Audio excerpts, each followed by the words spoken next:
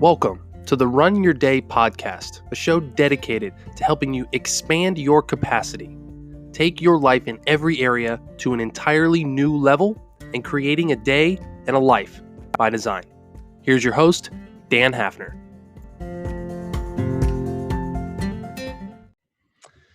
Hello, everyone. Welcome back to another episode of the Run Your Day podcast. As always, your host, Dan Hafner here. I'm super excited for today's episode. We have another interview lined up for you guys today.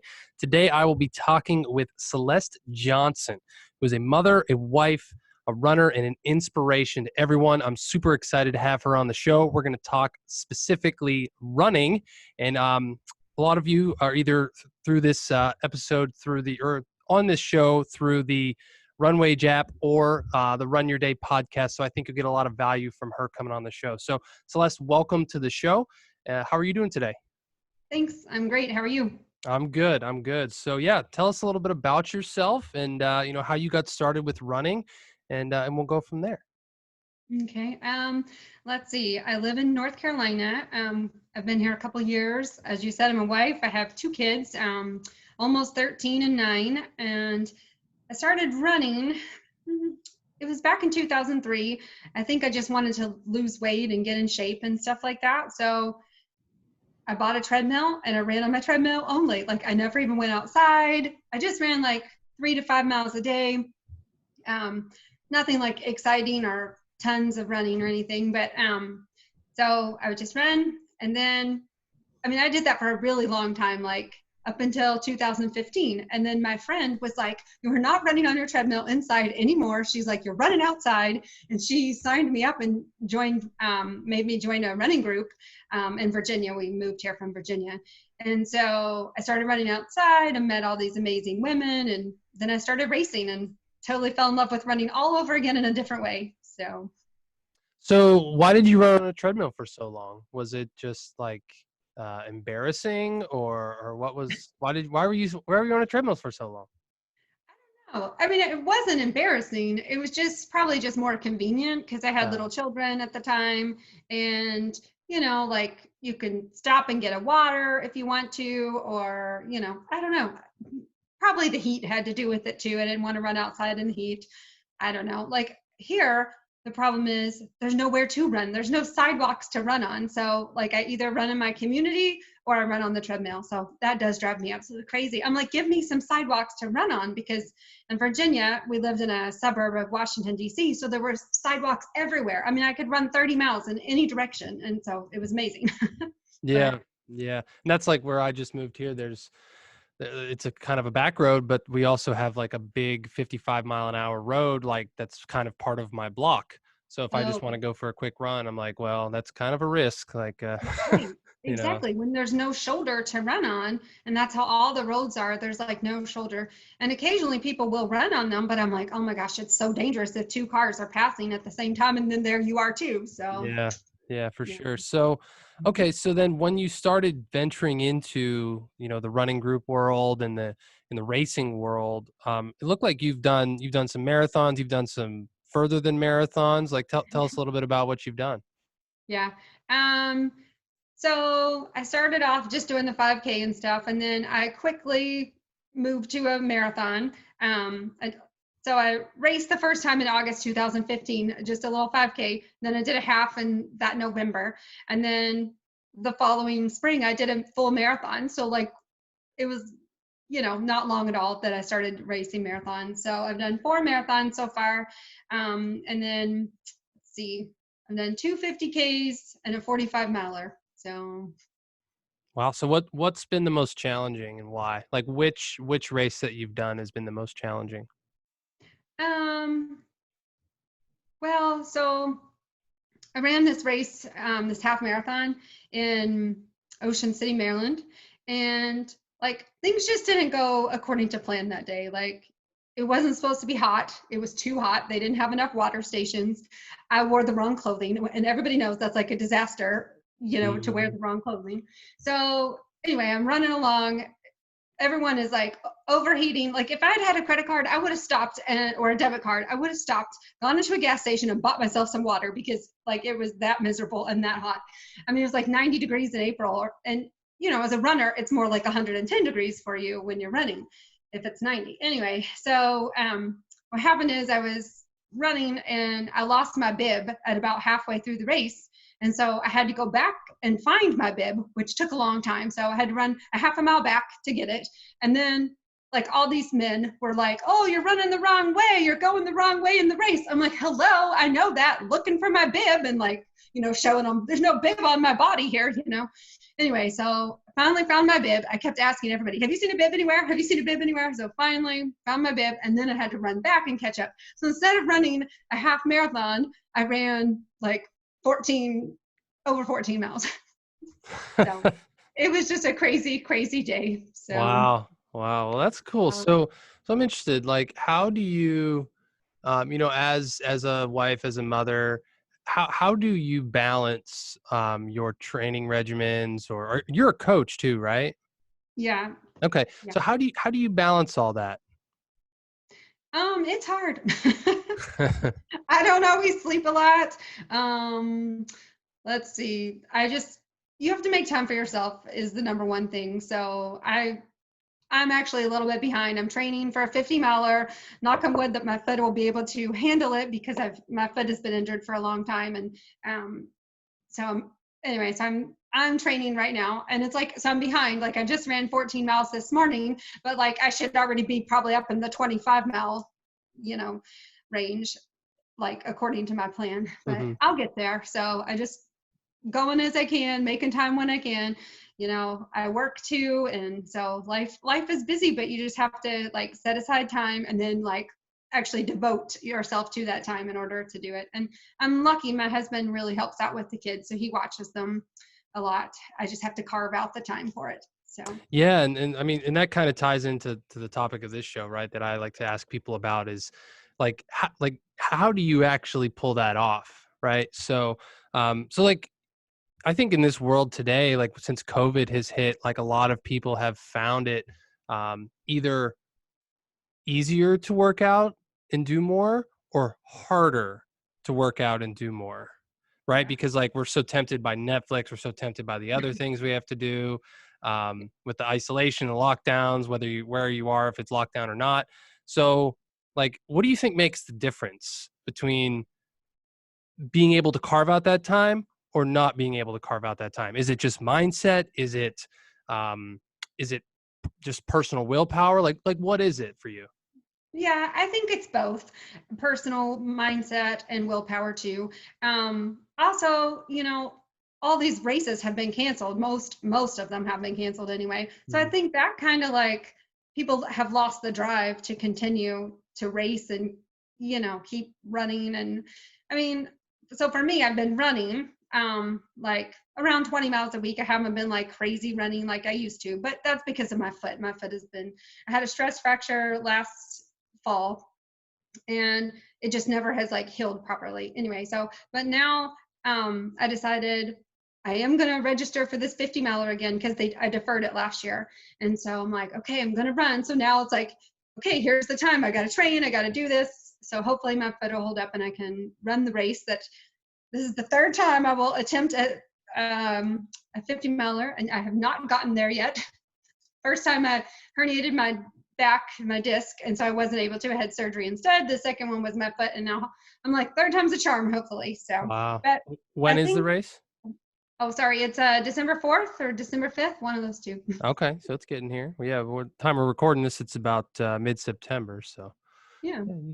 yeah, that's awesome. So I actually thought of this. I'm interested to hear, because you've been running for quite a long time. What's like one famous runner or athlete that you would like to meet, alive or dead, and why?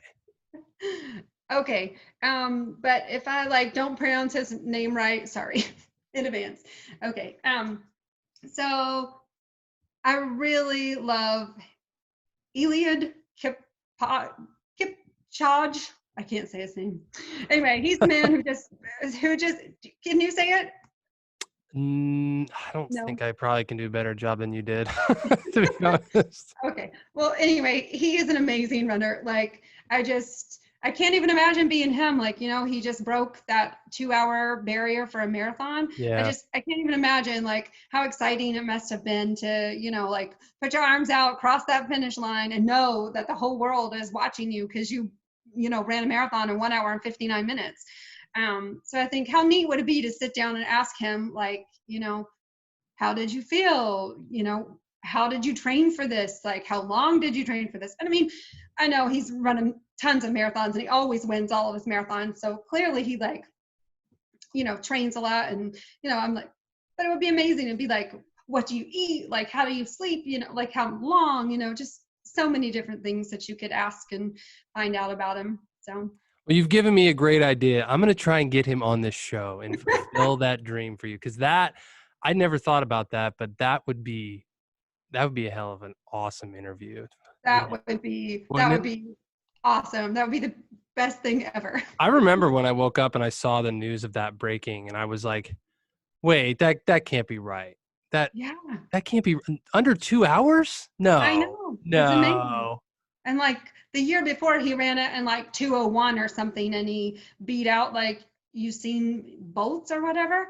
And so like just barely about like a minute and 20 seconds or something. So I mean he is literally the fastest marathoner in the world. It's just Yeah. amazing. Yeah, that's pretty cool. So, well, okay. I mean, that's kind of what you had talked about before. Well, I mean, what's next on your docket? It sounds like the 50 miler is the next thing for you. Yeah. So the 50 miler, and then I really want to keep going. I want to do a 100K and a 100 miler. So if the foot holds up, I hope to do them in a row because, it's a pain to have to start over and train from all the way from the beginning. Like if you're already at that 50-mile mark, you might as well run the next one and then the next one. So I'm like, please let my foot hold up so that I can accomplish these goals that I've been wanting to do for literally years. So. Yeah. Yeah. So what piece of advice would you give someone maybe listening to the show today that is struggling with that or maybe wants to be something like you where they could push themselves to maybe like somebody hears this and they're like 50 miles, like come on, I'm not going to run 50 miles. Like what would you tell them to be able to achieve that? You just have to start, you just have to get out, put your clothes on, put your running shoes on, come up with a plan and get started. And so there's so many running plans on the internet, tons on Pinterest, tons, just on Google. If you just Googled, there's so many running coaches out there that can help you create a plan. I actually wrote my own plan since I'm a running coach. So may not be the best thing. I often think about getting a running coach. I just haven't done it yet, but one day I probably will. But anyway, so I wrote my own plan and I took into account, my foot is hurt too. So I didn't do as much as I would if my foot were better. So, I'm not out to win this race. I'm out to finish the race. And so that's the only thing that matters at this point is that I hit that 50 miles. So That's a great mindset to have. So many people are like, man, they're so hard on themselves, right? Like, man, I got to do this X time or whatever. Where it's like you just like, hey, if I finish, like that's a win for me, you know? yeah. Well, I mean, when my foot gets better, I will want that, no doubt about it. I will push harder and try even harder, and to be faster and better. But at this point, I just have to finish it and I'll be happy. So, Very cool. Well, I'll tell you what, I sometimes give people the luxury of asking me a question on the show. So, do you have any kind? I know I didn't prep you for this or anything, but do you have anything you'd like to ask me while you have me here? okay. What's the longest run you've ever run before? The longest run that I've ever run is half marathon. To be honest, I'm just about to start up my training for my first marathon. Oh, nice. Yeah, but Very cool. even my half marathon I ran, I think a couple years ago. I did almost no training leading up to it. Oh, gotcha. I meant to, and I had a plan, and I wasn't really able to stick with it. That's actually kind of part of the backstory that came in with my app Runwage, which I don't know if you know about or not, but Yeah, I uh, saw it. yeah, but that was kind of part of the story as well because I almost like the longest run I had up to running a half marathon was 5 miles ever in my Oh, life. yeah. And then I went and ran a half marathon just like willy nilly on a weekend. I was like, I'm just going to do it. Yeah, So that's awesome. yeah, I it was mean, you'd pretty. be better prepared if you ran and practiced and stuff, but at the same time, like, it's just awesome that you did it. Yeah, and I did it in my goal on under 2 hours. So like that was why it was funny when I woke up and I was like, oh, this guy ran a marathon in under 2 hours. I was like, that was my half marathon time. He ran twice the distance Exactly. I did in the same amount of time. Exactly. It's amazing. So, What? yeah, it's Anyway, crazy.